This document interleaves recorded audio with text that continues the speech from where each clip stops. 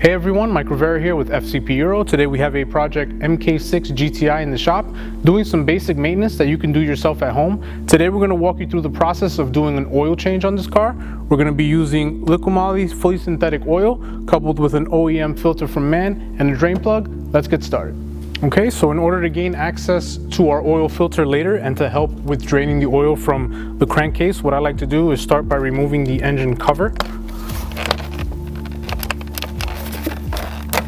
setting it aside, removing the oil dipstick,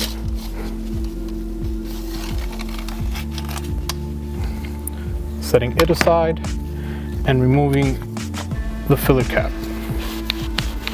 This will aid with draining the oil a little bit quicker. Now we can get the car up in the air and start draining.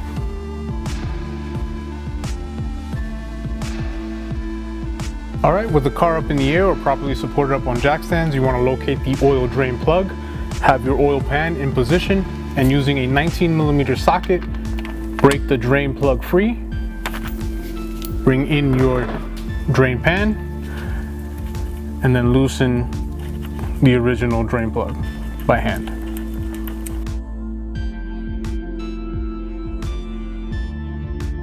All right, once you no longer have a stream and just have a moderate drip, you can come in with your new drain plug and washer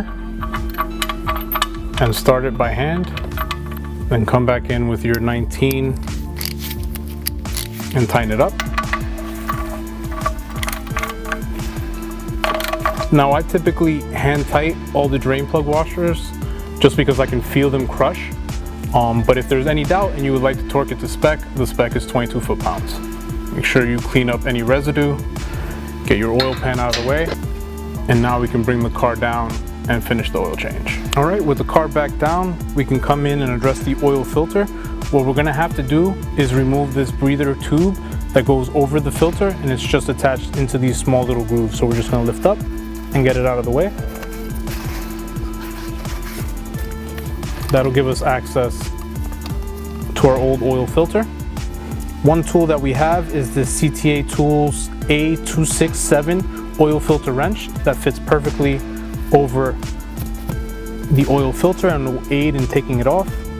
We can come back in with our 3/8 ratchet, as this is 3/8 drive, and loosen the oil filter.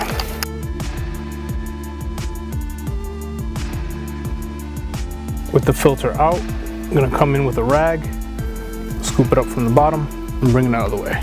All right, before we go in and install our new OEM filter from MAN, you wanna make sure, one, that the new filter is lubricated so it doesn't get stuck the next time it has to come out. So I take some old oil and just rub it across the seal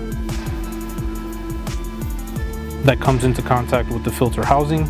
And I always wanna compare that with the old filter to make sure that none of the remnants of the old filter stayed in place. I will start threading it in by hand, just to catch on the threads. Get it most of the way. Once it starts to get tight, come back in with my CTA tool and bring it the rest of the way home.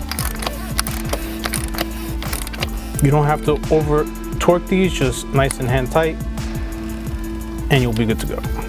After that, we can set in our breather hose in the corresponding notches, and we can move on to filling the crankcase with new oil.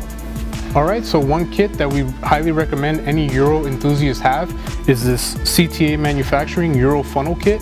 It features an adapter that goes in the original slot for the oil filler, and it accepts their funnel that holds it in place while you fill the crankcase with new oil. All right, now we're ready to go ahead and pour in our oil. We have liqui-moly's 5W40 fully synthetic oil, which features a funnel built into the cap. So we pull it out, take out our cap, and begin pouring.